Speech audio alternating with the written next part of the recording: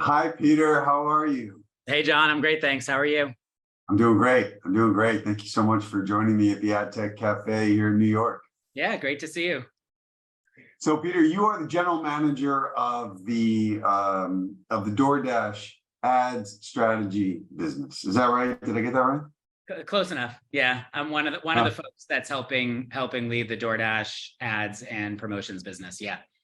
Right on. How's it been? How's it going? It's been a year now, 2 years, 2 years. Coming up on about a year and a half. I joined Okay. early last year, which was only a couple months into the official launch of the DoorDash ads business. So the last year and a half has been like you and I have startup history. It's been like working at a startup, but within the confines of a larger company. And it's a lot of fun. We're growing, we're moving fast, we're figuring stuff out and riding a pretty exciting industry wave. Yeah, I think it's a 56 billion market cap startup. That's a real startup. So what's the true north out there for you guys? What's your guiding principles? Yeah, so for a little bit of context, obviously DoorDash has been around for a long time. We just launched this business, like I said, a couple of years ago. There are two things we focus on. One is we have a promotions business, which is more important than ever these days, certainly with macroeconomic trends and wanting to give consumers options to find affordable things that they want to order. So that's the, spend $20, get $5 off, or get free delivery and unlock different rewards. So that's one part of our business. That's been around for a few years. And then we launched our ads business a couple of years ago, which are, sort of everything from top of the funnel branding and banners and sponsorship opportunities to more down funnel, search-based products to actually sort of incent consumers to convert. So those are our two products. And then to your question of what our sort of guiding principle is, there are really, really two.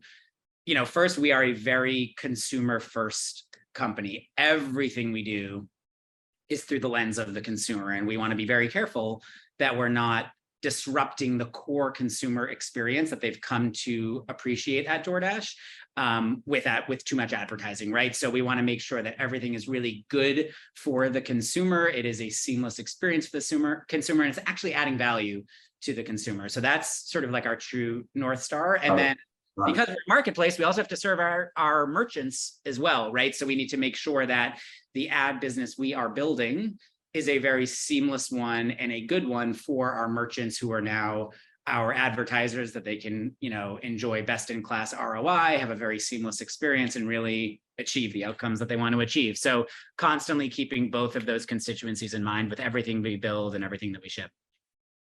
So it sounds a lot like retail media, but I can't walk into a DoorDash store. So how does that? Are the principles the same there? And obviously the laser focus on the consumer and the customer, but yet no physical presence. How do we think through that? Yeah, it's a great question. So we've talked a lot about, what category do we fit in? And I think we definitively do fit in the retail media space. And I think I was reading something from eMarketer that called retail media like the third wave of digital advertising after search, after social, and they gave five reasons why they think retail media is the third wave. And if you look at all five of those reasons, DoorDash checks the box, 10 times over on them, right? So the first is, do you have first party data? We do. We have 32 million monthly active users that transact on our platform. We have our own first-party data, right? Second is, can you deliver closed loop attribution? We can. We deliver ads on our platform. A consumer clicks and converts on our platform. We have the full closed loop. The third is, can you deliver contextually relevant advertising? We do. In fact, we only deliver contextually relevant advertising. We only accept advertising dollars from restaurants and CPGs who sell their products on our platform. So it is a very contextually relevant experience and therefore a closed loop experience. Yeah. Their fourth thing for retail media was, do you have audiences at scale? We do. Millions and millions of users come to DoorDash every day for their goods from their local community. And then lastly, can you deliver full funnel campaigns? And again, we can, from top of the funnel branding down to point of purchase. So when you think about that consumer cycle and being able to close the loop. It doesn't matter whether you can walk into a physical store or not. What matters is the consumer transacting with you, and then can you use that information to continue to build a more optimized advertising experience, again, for the consumer and for the merchant. And I think we fit squarely in that intersection. Wow, that was super interesting. That's a great list. So therefore, DoorDash has its principal business of delivering all the goods and services for its customers, and then you're bringing in this new revenue stream, right? And so from those advertisers, give me a use case on what they're happy about. What makes you guys unique? I think one of the most unique things, and I'll talk about our restaurant. So we, like I said, we deliver ads for restaurants as well as for CPGs. And those are in two different experiences in the DoorDash app, whether you're actually ordering food through a restaurant or whether you're doing your grocery shopping or convenience shopping. That's where the CPG ads show up. A lot of people don't think about DoorDash in that area yet. They still just as food. We are number one in convenience. We're grocery, we're in retail, we're in flowers, we're in alcohol, we're in big box. You can get anything in DoorDash. So that's the sort of two areas of our business and two areas of our advertising business. To your question, what makes us unique and what I think has folks pretty jazzed, on the restaurant side of our business, we made a pretty bold decision when we launched the business to only charge restaurant advertisers on a CPA model. They only pay if the user sees the ad, clicks on the ad, and actually orders from that restaurant. So given a huge majority of restaurants on DoorDash are SMBs and local mom and pops, they don't have huge marketing budgets. They don't have a marketing team. They don't have marketing sophistication. About half of restaurants don't do any marketing at all. And if they do, it's just kind of like flyers, right? So they're not used to a big marketing expenditure and like wondering what's going to happen. So we really take that risk out of the equation and give them the comfort. You're not going to pay a dime unless that impression actually leads to an order, and then we'll just kind of withhold the cost that you bid from what we ultimately send you for that order. So it really is like no money out and no risk, and I think has been a really exciting way for a lot of our merchant partners to dip their toe in the advertising water. So does that mean that they need help with the creative as well? Do you help them with that? For banners, we do. And then for our sponsored listings product, which is just kind of like promoted search, we're pulling images from their menu and other things that we already have in the DoorDash ecosystem. So it's literally a couple clicks for them to set up their campaign, choose their targeting, set their bid, or just let us set it for them. So they don't even have to think. And we just kind of self-optimize it as it goes. And they just kind of get orders and their business is humming. So do you see the day coming when they can just go right into ChatGPT and generate their own images? Can you imagine? That's certainly something that's top of mind for everybody here, is where that whole world is going. But certainly, first and foremost, we are trying to just get as many folks with hands-on keys as possible. We do have a self-serve portal for both restaurants and CPGs. And one thing that surprised me is how quickly CPGs have adopted a self-serve portal. I don't know, maybe I'm just still thinking legacy CPGs that, kind of use their big agencies and maybe don't want to be too hands-on with their media planning, but a huge percentage of our CPGs within a couple months of launching our self-serve portal are all in there optimizing their campaigns on their own, which I think is pretty exciting and speaks to the desire for sort of control and real-time optimization. So speaking of CPGs, what's going on with their requests for data, considering all the first party data you have and all the insights you have? Is that conversation starting? Do you have a plan for that? Like where's that all fitting in? Yeah, that's a great question. When we think about data for CPGs, we think about it in three categories of data, right? So the first is just core business data. And that's something that CPGs historically didn't have because they don't own point of sale. Now I think they're used to getting that, right? So a lot of providers like DoorDash and others through whom they sell their products have set up APIs and have ways to give them real-time, sales data and category share and all that sort of stuff. So that's one. They just want to like understand their business. And I think the industry is getting pretty good there. Yeah. The second that they're always asking for is, I'll call it more like consumer insights and consumer data. So macro trends that could definitely impact a CPG's business. Things like, demographic shifts or food trends and other just sort of like consumer behavior. Maybe not directly tied to an advertising campaign, but still pretty important in the scheme of like their business. I don't know that anyone's really like cracked that nut yet, and everyone's kind of thinking about that category differently. And I'd love your take on that. But that's kind of like the second one that we hear. And then the third, which is sort of the crux of our business, is actual like campaign data and campaign insights. Yeah, sure. And I think every CPG wants different metrics and thinks about advertising on a platform like DoorDash differently, right? Everyone, of course, wants their actual campaign data from, the entire, customer cycle, from impressions down to conversions. They want to know sales growth. They want to know new to brand, which is a good proxy for incrementality on a platform like DoorDash, share of voice. And then, the elephant in the room, which is ROAS, which everyone wants, but I don't think no one really knows what to do with, because it's kind of a guardrail, but not really the one size fits all for a platform like this. And that's that category, the campaign insights, I think, is where any platform like us has a lot that we can provide, but it opens up a really robust conversation with every different advertiser in terms of how they're viewing their marketing spend and which of those metrics really make sense for their business and for how their advertising is being deployed.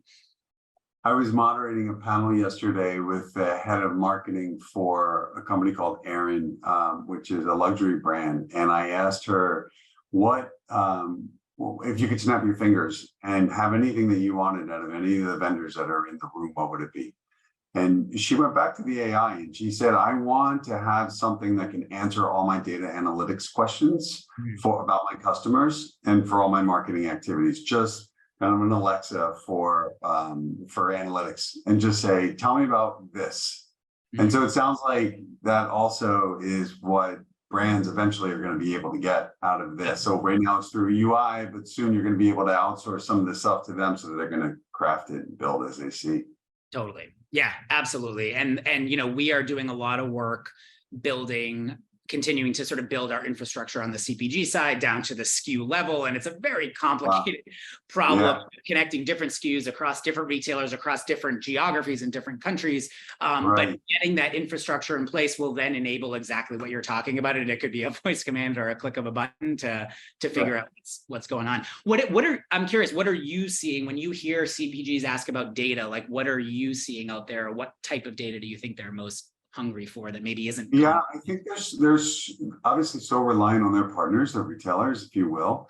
And I think they're building a new level of relationship that they hadn't had before. Because, because the symbiotic need for one another, right, is a different kind of partnership. And where the budgets are flowing between the two sides, they're kind of going into different buckets with new stakeholders having different conversations in a discussion of what marketing below the line, above the line is. But to your point, everybody's still getting started, right? They're still saying, well, what can I have? If I could do this, can I have some of that?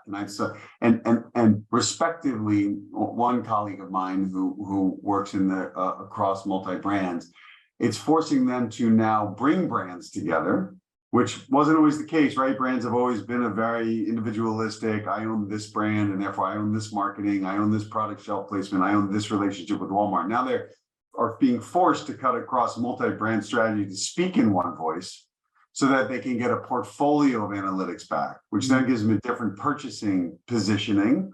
And then hopefully have a different way of actually looking at attribution to see what ask they need for the ROAS or for, marketing mix.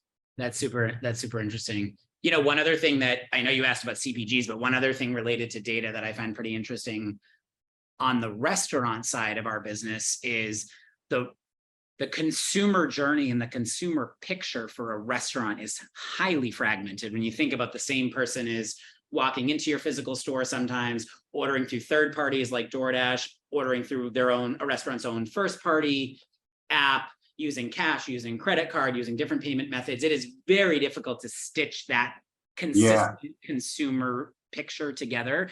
And on the Yeah. restaurant side, that's something that we're hearing a lot that restaurants are really interested for, is a more complete data picture. And there are obviously companies that are trying to build that, you know, sort of multi-touch connection. And the more that we can plug into those and show how the DoorDash purchase is truly incremental on top of your in-store purchase or your first-party purchase, that's a really interesting holy grail to get to on the restaurant side. So are you eventually going to take this off your own and operated sites and push it out into the wild? The services that you offer, I mean, again, classic off-network retail media play? Yeah, definitely something that we're thinking about. We're not, and obviously have to get there. I mean, the trends don't lie. I saw something that said in 5 years, the percent of an advertiser's spend offsite versus onsite through retail media is going to shift, and it's going to be more like 70% offsite, 30 onsite, because there's just a lot of customers that are out there doing other things when they're not. Well, not everybody also has the organic reach that you do on your given app, and so you're in a nice position there. We're in a nice position. We have very high intent consumers when you're on our site, right? You're hungry, you have actively come to DoorDash.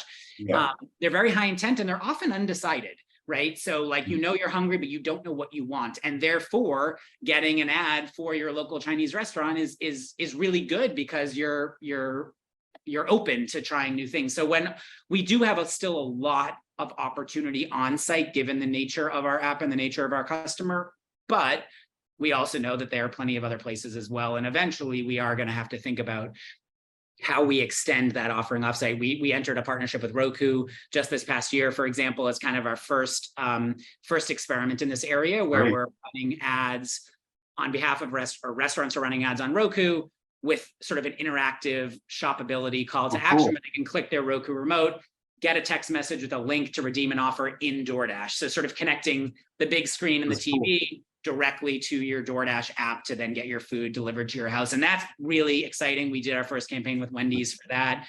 Got really interesting results about consumer receptivity to that ad in that environment, but still then taking advantage of fulfilling the offer on DoorDash. And I think there's a lot of opportunity there. We're just kind of chipping away at that and starting to think about it. But definitely that's obviously where we're going to have to head.